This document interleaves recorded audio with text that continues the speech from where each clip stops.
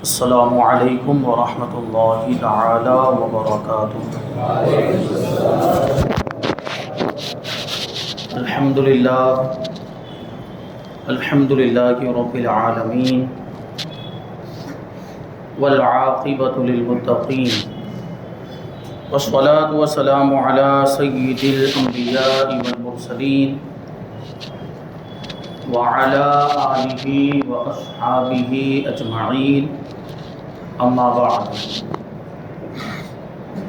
فاعوذ باللہ من الشیطان الرجیم، بسم اللہ الرحمن الرحیم۔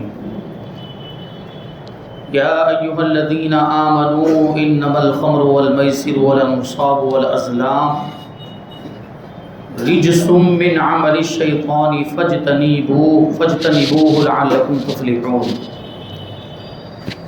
صدق اللہ مولانا العظیم وصدق رسولہ النبی الامین المتین الکریم، ونحن على ذلك لمن الشاہدین والشاکرین والذاکرین والحامدین والحمد للہ رب العالمین۔ آئیے ہم اور آپ سب سے پہلے حضور سرور کائنات، فخر موجودات، باعث تخلیق کائنات، احمد مجتبی محمد مصطفیٰ صلی اللہ علیہ وسلم کی بارگاہ بےکس پناہ میں درود و سلام کا ہدیہ پیش کریں اور پڑھیں۔ اللہم صلی علی سیدنا و مولانا محمد معدن الجود والکرم وآلہ الکرام وابنہ الکریم وبارک وسلم صلاۃ و سلاما علیک یا رسول اللہ صلی اللہ تعالی علیہ وسلم۔ عزیزان ملت اسلامیہ، آج انشاءاللہ تبارک و تعالی شراب نوشی کی برائی کے تعلق سے گفتگو ہوگی۔ شراب پینا حرام ہے، شراب پینے والا بہت بڑا گنہگار ہے۔ اس کے علاوہ دیکھیں تو شراب بہت ساری برائیوں کی اور خرابیوں کی جڑ ہے۔ اس سے شراب پینے والے کا مال بھی ضائع ہوتا ہے اور معاشی پریشانیوں کا بھی وہ شکار ہو جاتا ہے۔ اس کے علاوہ بہت ساری روحانی اور جسمانی بیماریاں اس کی وجہ سے جنم لیتی ہیں، اور پھر وہ رسوائی اور ذلت کا سامنا کرتا ہے۔ دنیا میں بھی رسوا ہوتا ہے اور آخرت میں تو رسوائی ہے، گناہ کا ارتکاب کرنے کی وجہ سے دنیا والوں کی نظر میں اس کی کوئی عزت نہیں رہ جاتی۔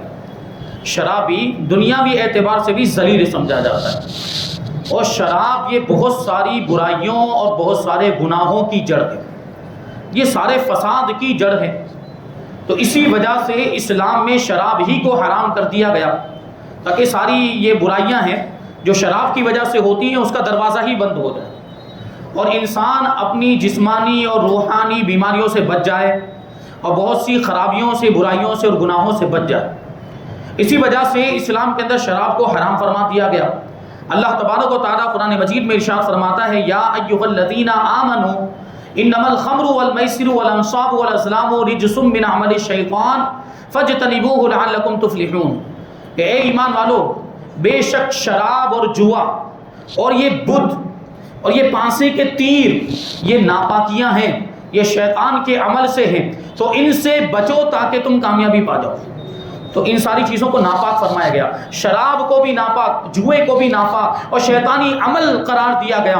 بتوں کو بھی، یہ یہاں پر انصاب سے مراد وہ پتھر ہیں جو خانہ کعبہ کے ارد گرد مشرکین نے نصب کیے ہوئے تھے، ان پتھروں کو گاڑ کے رکھا ہوا تھا اور ان پتھروں کے پاس وہ اپنے جانور لاتے تھے اور ان بتوں کے نام پر جانور کو ذبح کیا کرتے تھے۔ یقیناً یہ شرک کی صورت ہے، اس کو اپنا معبود سمجھتے تھے، ان بتوں کو، پتھروں کو۔ اور یہ پانسے کے تیر کیا ہوا کرتے؟ ازلام۔ اس کے بارے میں فرمایا گیا کہ ان کے پاس تیر ہوا کرتے تھے، ان کے سرداروں کے پاس یا ان کے جو کاہن ہوتے ان کے پاس یہ پانسے کے تیر ہوتے، اور عام طور پر 3 تیر ہوتے، اس میں ایک پر ہاں لکھا ہوتا تھا، ایک پر نہ لکھا ہوتا اور ایک خالی ہوتا، اس پر کچھ بھی لکھا ہوا نہیں ہوتا تھا، اور اس سے یہ لوگ بدشگونی اور فال نکلوایا کرتے تھے۔ وہ اس طرح ہوتا تھا کہ ان تیروں کو رکھ دیا جاتا اور ان پر پانسا پھینکا جاتا تھا۔ پانسا مطلب 250 جو گولی ہوتی ہے, گوٹی جس کو ہم لوگ کہتے ہیں, اس کو پھینکا جاتا تھا, اور پھر کیا کہ وہ پانسا جا کر کسی ایک تیر پر گرتا تھا. اگر ہاں والے تیر پر گرتا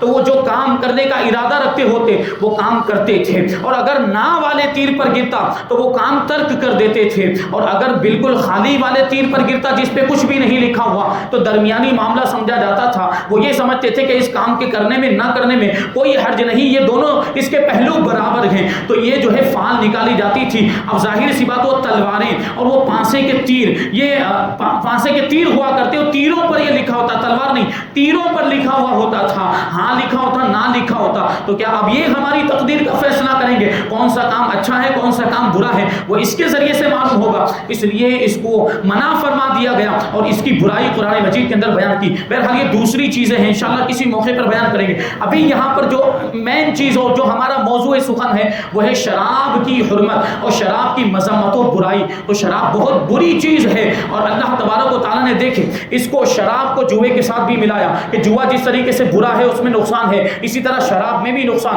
اور اس کو پانسے کے تیروں کے ساتھ بھی ملایا, اس کو بتوں کے ساتھ بھی, اس سے بھی اس کی برائی ظاہر ہوتی ہے. اور پھر اس کو ناپاکی فرمایا کہ شراب ناپاک بھی ہے, اور اس کو شیطان کا عمل بھی قرار دیا, اور اس سے بچنے کا بھی حکم دیا, اور کامیابی کا دار و مدار بھی اس سے بچنے پر رکھا گیا. تو اس سے پتہ چلا کہ اس کی حرمت بہت سخت ہے, اور اس سے بچنے کا جو حکم ہے وہ بہت سخت ہے. تو اسی وجہ سے ہمیں شراب سے بچنا چاہیے, ہرگز شراب کی طرف جانا بھی نہیں چاہیے, اس کا خیال بھی ذہن میں نہیں آنا چاہیے. اور خدا نخواستہ ہمارے جو بھائی اگر اس برائی میں مبتلا ہوں تو ان کو فوراً اس برائی سے باز آ جانا چاہیے, کیونکہ اس میں بہت سارے نقصانات ہیں, اور اس میں دیکھیں ایمان کے ضائع ہونے کا بھی اندیشہ ہے. شرابی جب شراب پیتا, شراب پینا حرام ہے, ویسے تو شراب کو کوئی حلال سمجھ کے نہیں پیتا, لیکن اگر کوئی ایسا بدبخت انسان جو شراب کو حلال اور جائز سمجھ کے پیتا ہے تو پھر وہ اسلام اور ایمان سے ہاتھ دھو بیٹھتا ہے, وہ دائرہ ایمان سے باہر ہو جاتا ہے, وہ کافر ہو جاتا ہے. لیکن عام طور پر ایسا نہیں ہوتا, لیکن اس کے باوجود شراب پینے کی وجہ سے بہت سی برائیاں جنم لیتی.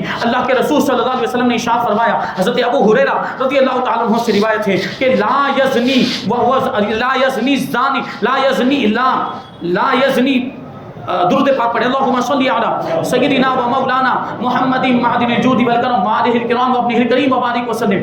فرمایا کہ لا یزنی زانی وہو یزنی وہو مؤمن, کہ حین یزنی لا یزنی زانی حین یزنی وہو مؤمن ولا یسرق السارق حین یسرق وہو مؤمن ولا یشرب شارب الخمر حین یشرب وہو حین یشرب وہو مؤمن. اللہ کے رسول ارشاد فرماتے ہیں کہ جب زنا کرنے والا زنا کرتا ہے تو زنا کرنے کی حالت میں وہ مومن نہیں رہتا, اور جب چوری کرنے والا چوری کرتا ہے تو چوری کرنے کی حالت میں وہ مومن نہیں رہتا, اور جب شراب پینے والا شراب پیتا ہے تو شراب پینے کی حالت میں وہ مومن نہیں رہتا. سوچنے جیسی بات ہے. اب یہاں پر کیا اس کا یہ مطلب ہے کہ شراب پینے کی حالت میں آدمی کافر ہو جاتا ہے جس وقت وہ شراب پی رہا ہوتا ہے, اور شراب پینے کا جو اس کا دورانیہ اور اس کا جو وقفہ ہوتا ہے کیا اس میں وہ کافر ہو جاتا ہے, وہ مومن نہیں رہتا؟ تو اس کا جواب علماء نے دیا. علماء نے اس کی تشریح فرمائی اور فرمایا کہ معاملہ یہ دوسری روایت سے بھی یہ بات ثابت ہوتی ہے کہ یہ جو کبیرہ گناہ کرنے والے لوگ ہوتے ہیں, جب زنا کرنے والا زنا کرتا ہے, یا جب کوئی چوری کرنے والا چوری کرتا ہے, یا جب کوئی شراب پینے والا شراب پیتا ہے, تو اس کے دل سے ایمان نکل جاتا ہے, اور وہ ایمان نکلنے کے بعد اس کے سر پر سائے کی طرح ہو جاتا ہے. یعنی ایمان کا تقاضا یہ ہے کہ ایمان کے ساتھ یہ گناہ نہیں ہونے چاہیے. جو مومن ہے وہ ہرگز یہ گناہ نہیں کر سکتا, یہ ایمان کے تقاضے کے خلاف ہے. اسی وجہ سے جب کوئی بندہ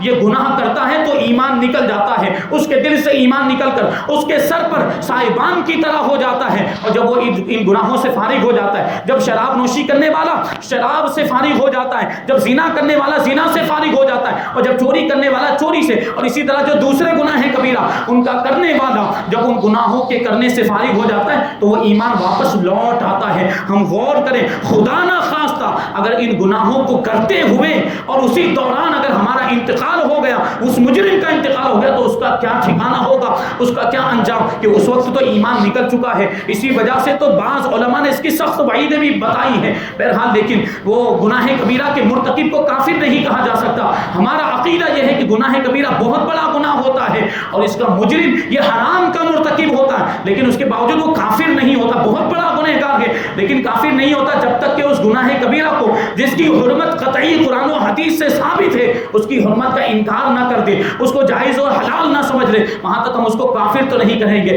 لیکن دیکھیں اس سے یہ چیز تو اس کی برائی تو ثابت ہو رہی ہے۔ ایمان کا تقاضا یہ ہے کہ ایک مومن ہرگز ایسا گناہ نہ کرے، کسی بھی مومن ایمان والے کو ایسے غلط کام زیب نہیں دیتے۔ شراب پینا، چوری کرنا یا زنا کرنا یہ کام ایمان والے کو زیب نہیں دیتے، یہ اس کے ایمان کے تقاضے کے خلاف ہوا کرتے، اس لیے ایک مومن کو ہرگز ایسے گناہ نہیں کرنے چاہیے۔ تو اسی طریقے سے صحابہ کرام نے ایک مرتبہ اللہ کے رسول صلی اللہ علیہ وسلم سے پوچھ لیا کہ یا رسول اللہ، کیا شراب پینے والا، زنا کرنے والا، چوری کرنے والا مومن نہیں رہتا؟ کیا وہ کافر ہو جاتا ہے؟ وہ دائرہ اسلام سے باہر ہو جاتا ہے؟ تو اللہ کے رسول صلی اللہ علیہ وسلم نے سمجھانے کے لیے زمین پر ایک بڑا دائرہ بنایا، ایک بڑا دائرہ کھینچا، ایک سرکل بنایا اور پھر اس کے اندر ایک چھوٹا سرکل بنایا اور ارشاد فرمایا کہ جب گناہ کبیرہ کرنے والا گناہ کبیرہ کر رہا ہوتا ہے، جب شراب پینے والا شراب پیتا ہے، جب زنا کرنے والا زنا کر رہا ہوتا ہے، جب چوری کرنے والا چوری کر رہا ہوتا ہے، تو اللہ کے رسول نے ارشاد فرمایا کہ یہ جو بیچ والا دائرہ ہے، جو اندر والا دائرہ، یہ ایمان کا دائرہ، اور یہ جو بڑا دائرہ ہے وہ اسلام کا دائرہ ہے۔ جی ان گناہوں کا مرتکب جب وہ ان گناہوں میں مبتلا ہوتا ہے تو وہ چھوٹے دائرے سے نکل کر بڑے دائرے میں آ جاتا ہے، یعنی ایمان کے دائرے سے نکل کر اسلام کے دائرے میں آ جاتا ہے۔ یعنی بہرحال ایمان کا معاملہ ہے اور ایمان کے تقاضے کے خلاف عمل کرنے کی وجہ سے کہیں نہ کہیں ایمان کمزور ہو جاتا ہے۔ یہ گناہ کبیرہ کرنے کی وجہ سے اور حرام کام کرنے کی وجہ سے آدمی کا ایمان کمزور ہو جاتا ہے۔ اور پھر ظاہر سی بات ہے یہ شراب نوشی اور یہ برائیاں جب آدمی کرتا رہتا ہے تو ظاہر سی بات جب گناہ ہوتا ہے تو دل کالا ہو جاتا ہے، دل میں ایک پہلی مرتبہ گناہ کرتا ہے تو دل میں ایک سیاہ نقطہ بن جاتا ہے، پھر جیسے جیسے گناہ بڑھتے جاتے ہیں اور گناہوں کا عادی ہوتا جاتا ہے وہ سیاہی بڑھتی جاتی یہاں تک کہ پورا دل کالا ہو جاتا ہے، اور جب پورا دل کالا ہو جاتا ہے تو وہ دل سخت ہو جاتا ہے، اب اس کو کوئی نصیحت اثر نہیں کرتی، اب اس کو برائی نہیں لگتی، اب معاذ اللہ اس کی کبھی یہ کیفیت بھی پیدا ہو سکتی ہے کہ وہ گناہوں کو گناہ سمجھنا ہی چھوڑ دے، وہ حرام کو حرام سمجھنا ہی چھوڑ دے، تو یہی برائیاں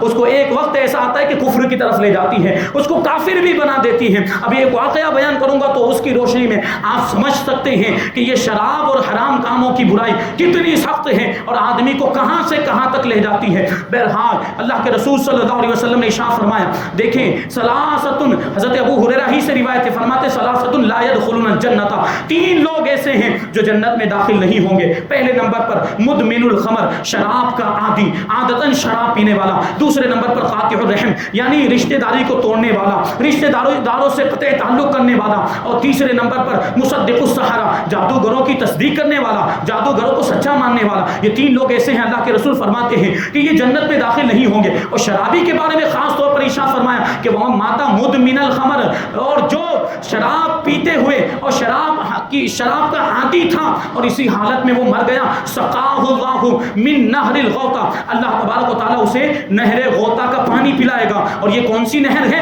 نہر غوطہ کا مطلب کیا ہے؟ تو فرمایا کہ وہوا نہر یجری من فروج الزانیات، یہ ایسی نہر ہے جو زانی عورتوں کی شرمگاہوں سے بہتی ہے، اور وہ نہر کا پانی یہ شراب پینے والے کو جو دنیا میں شراب پیتا ہے اس نہر کا پانی جو زانی عورتوں کی شرمگاہوں سے بہتا ہوگا، اور وہ پانی کیسا ہوگا؟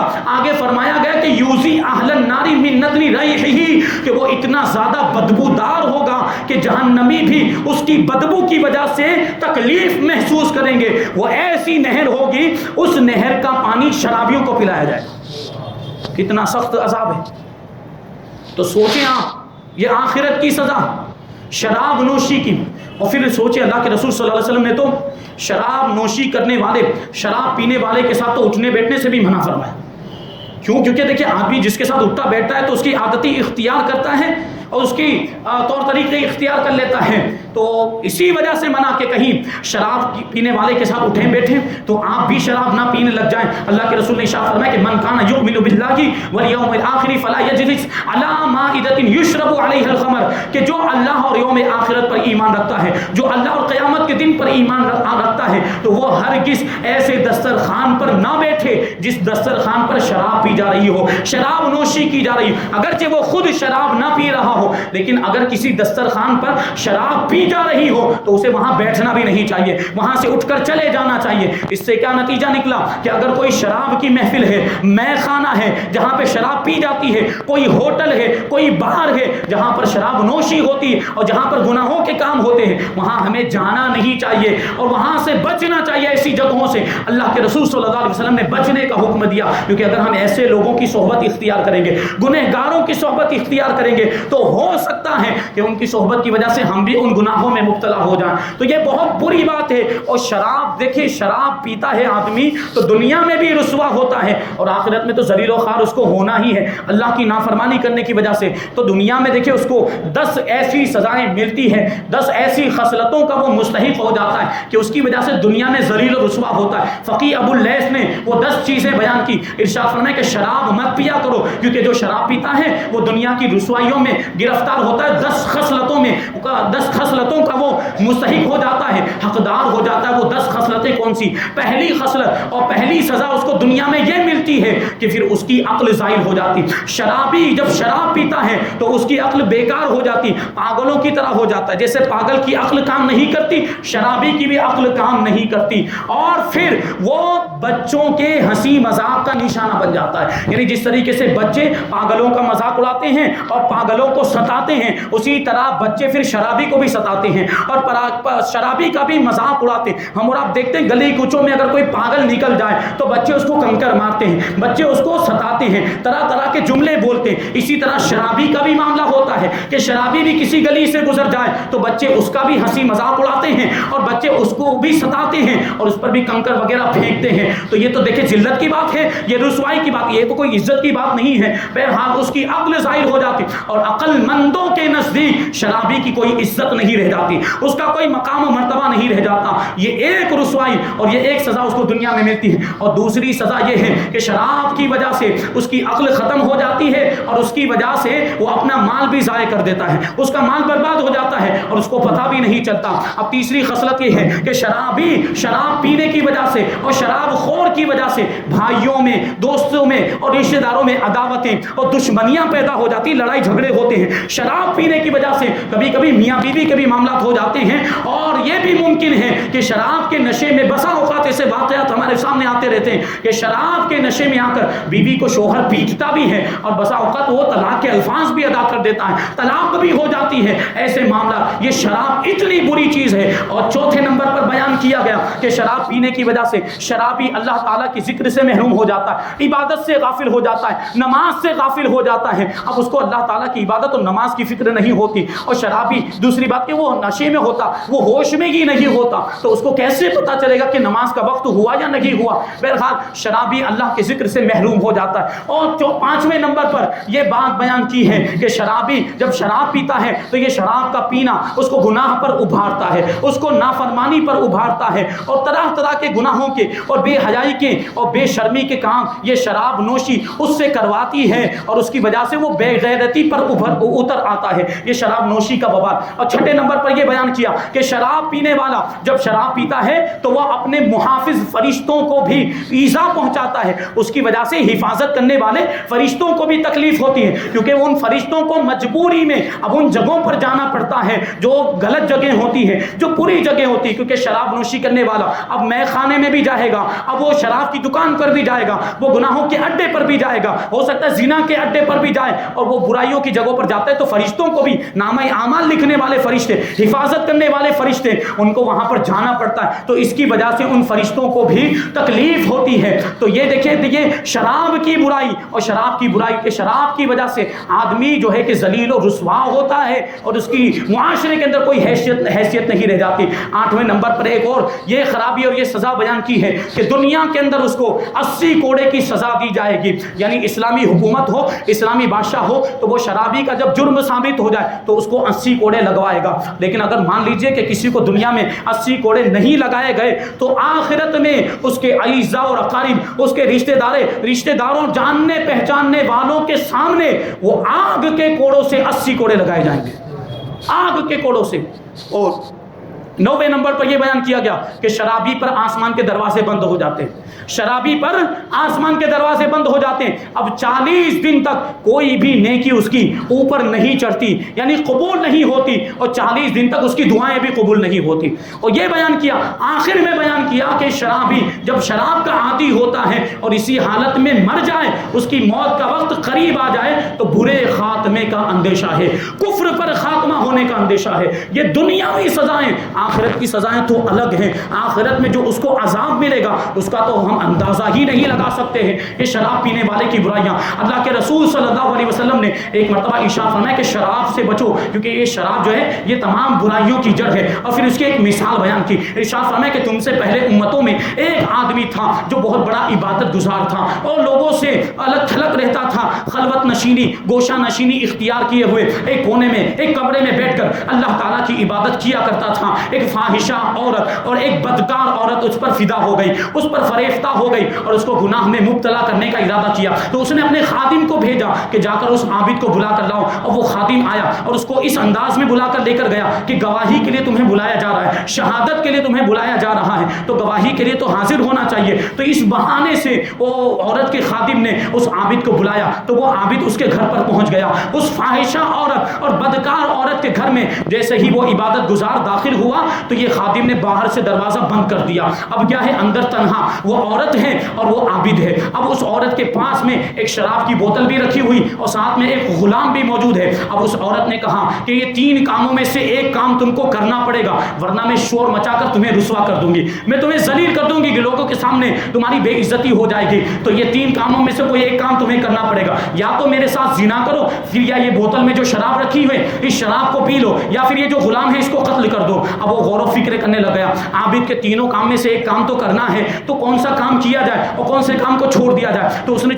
سوچا کہ یہ قتل کرنا تو بہت بڑا گناہ ہے اور زنا کرنا بھی بہت بڑا گناہ ہے، لاؤ شراب پی لیتا ہوں کہ ان دونوں کے مقابلے میں شراب پینا تھوڑا آسان ہے۔ حالانکہ وہ چاہتا تو حضرت یوسف علیہ السلام کی سنت پر بھی عمل کرتا، وہاں سے بھاگ جاتا، کون تھا اسے روکنے والا؟ اللہ تبارک و تعالیٰ اسے گناہ سے بچاتا اگر وہ گناہ سے بچنے کی نیت کرتا، لیکن اس نے تو ارادہ ہی کر لیا تھا۔ اس نے سوچا کہ ایک گناہ میں کر لیتا ہوں، اور وہ کون سا گناہ؟ اس نے سوچا کہ شراب پی لیتا ہوں، کہ شراب یہ دونوں کے مقابلے میں آسان۔ اب جب اس نے شراب پی تو شراب کے نشے میں ایسا دھت ہو گیا اور ایسا مدہوش ہو گیا کہ اب اس کو کوئی خیال نہیں، تو شراب کے نشے میں آ کر اب اس نے اس عورت سے زنا بھی کر لیا، اور زنا کرنے کے بعد اب بدنامی کا خوف، کیونکہ اس غلام نے اس کو زنا کرتے ہوئے دیکھا تھا، تو لوگوں کے سامنے یہ بات اوپن نہ ہو جائے، ظاہر نہ ہو جائے، اس لیے اس نے اس غلام کو بھی قتل کر دیا۔ یہ ہے شراب کا وبال کہ اس نے شراب کو ہلکا سمجھ کے پیا تھا، لیکن اسی شراب کے نشے میں اب وہ زنا کا بھی مرتکب ہو گیا اور قتل جیسے گناہ کبیرہ کا بھی مرتکب ہو گیا۔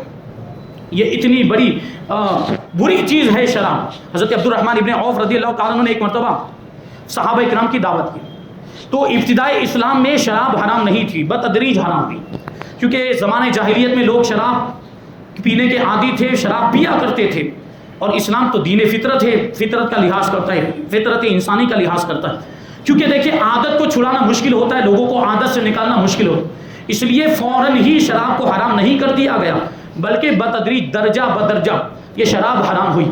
تو حضرت عبد الرحمن ابن عوف نے ابتدائی اسلام میں جب شراب کی حرمت نازل نہیں ہوئی تھی، اپنے ساتھیوں کی دعوت کی، طعام کے لیے یعنی کھانے کے لیے بھی اور شراب کے لیے بھی بلایا تھا۔ کھانا پیش کیا، کھانا کھانے کے بعد حضرت عبد الرحمن ابن عوف نے شراب بھی پیش کی، میزبان کا لحاظ کرتے ہوئے آپ کے ساتھیوں نے شراب بھی پی لی۔ اس وقت تک شراب حرام نہیں تھی۔ یہ آیت کریمہ جو میں نے خطبہ مسنونہ کے اندر تلاوت کی وہ اس وقت تک نازل نہیں ہوئی تھی۔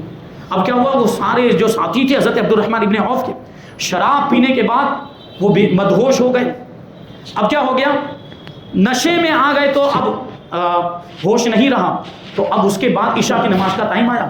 عشاء کی نماز پڑھنے کے لیے جب کھڑے ہوئے تو انہی ساتھیوں میں سے ایک ساتھی امام بن گئے، نماز پڑھانے کے لیے کھڑے ہوئے۔ اب نماز کے اندر تلاوت کر رہے ہیں سورہ کافرون، قل یا ایھا الکافرون لا اعبد ما تعبدون، اے کافروں، اے محبوب آپ فرما دیجئے کہ اے کافروں میں اس کی عبادت نہیں کرتا جس کی تم عبادت کرتے ہو۔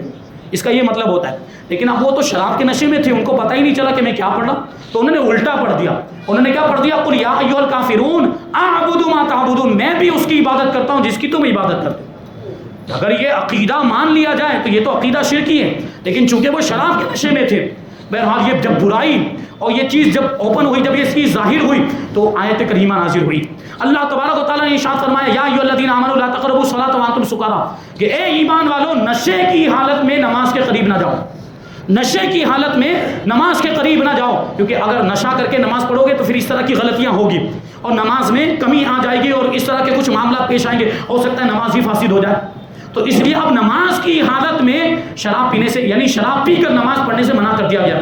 تو اب یہ حرمت جو تھی وہ نماز تک ہی محدود تھی۔ تو اب صحابہ کرام کیا کرتے تھے، ابھی تک پورے طور پہ حرام نہیں ہوئی تو دن میں شراب نہیں پیتے تھے، رات کو عشاء کی نماز سے فارغ ہونے کے بعد شراب پی لیتے تھے، پھر سو جاتے، تو صبح اٹھتے وہاں تک تو شراب کا نشہ ختم ہو جایا کرتا تھا۔ لیکن پھر ایک بار کیا ہوا کہ ایک صحابی نے نشے کی حالت میں شراب پینے کے بعد یہ اونٹ کی جبڑے کی جو ہڈی ہوتی اس ہڈی سے دوسرے صحابی کا سر پھوڑ دیا۔ شراب کے نشے میں آنے کی وجہ سے وہ اونٹ کے جبڑے کی ہڈی سے دوسرے صحابی کے سر پر مارا، ان کا سر پھوٹ گیا۔ تو اب آیت کریمہ نازل ہوئی اور شراب کو پورے طور پر حرام فرما دیا گیا۔ ارشاد فرمایا کہ اے ایمان والوں کہ بے شک شراب، جوا اور یہ بت اور یہ پانسے کے تیر ناپاکی شیطانی عمل ہے، شیطانی کام ہے، ان سے بچو تاکہ تم فلاح پا جاؤ، تاکہ تم کامیابی پا جاؤ۔ اب شراب پورے طور پر حرام ہو گئی اور صحابہ کرام کو جب پتا چلا کہ یہ آیت کریمہ نازل ہوئی اور شراب کو حرام کر دیا گیا، مٹکوں میں بھر کر رکھی ہوئی تھی، سارے مٹکے پھوڑ دیے اور اگر کسی اور برتن میں ان برتنوں کو انڈیل دیا۔ مدینہ منورہ کے اندر اب نالوں میں پانی کی جگہ پہ شراب بہ رہی تھی۔ یہ ان کے عمل کا جذبہ تھا، کیونکہ ان کو پتا چل گیا تھا کہ شراب حرام ہو چکی ہے، اس کا پینا جائز نہیں ہے، تو شراب کو انہوں نے بہا دیا اور شراب انہوں نے قیمت دے کر خریدا تھا، انہوں نے روپیے پیسے درہم و دینار دے کر خریدا، اس کی پرواہ نہیں کی، لیکن بس یہ دیکھا کہ میرے رب کا حکم ہے، اللہ تبارک و تعالیٰ کا حکم ہے، انہوں نے ساری شراب کو بہا دیا۔ تو یہ شراب کی برائی، اور صحابہ کرام نے جب اس کو دیکھا کہ شراب حرام ہو گئی تو شراب سے بالکل بچ گئے اور شراب سے رک گئے، شراب پینا چھوڑ دیا۔ اب اس میں بہت بڑا ایک واقعہ بھی تھا، برسیس کا واقعہ، وہ واقعہ رہ گیا، ٹائم ختم ہو گیا، انشاءاللہ پھر کبھی موقع ملا تو اس واقعے کو ہم شامل کریں گے۔ بہرحال شراب بہت بری چیز ہے، شراب دنیا میں بھی رسوا کرتی ہے اور آخرت میں تو رسوائی اور عذاب کا سامنا کرنا ہی پڑے گا۔ تو اگر خدا نخواستہ ہمارے کوئی بھائی شراب پیتے ہوں تو انہیں اللہ رسول کے لیے شراب کو چھوڑ دینا چاہیے، تاکہ وہ دنیا میں بھی انہیں اس کا فائدہ ملے اور وہ بہت ساری برائیوں سے بچ جائیں، جسمانی اور روحانی بیماریوں سے بھی بچ جائیں اور آخرت کے عذاب سے بھی بچ جائیں۔ اللہ تبارک و تعالیٰ کی بارگاہ میں دعا ہے کہ جو کچھ بھی بیان ہوا اس پر ہم سب کو عمل کرنے کی توفیق عطا فرمائے، شراب جیسی بری چیز اور ہر کبیرہ گناہ سے ہم سب کو بچنے کی توفیق عطا فرمائے، مذہب اہل سنت و جماعت پر ہم سب کو قائم و دائم رکھے اور اسی پر ہم سب کا خاتمہ فرمائے۔ وما علینا الا البلاغ۔ السلام علیکم۔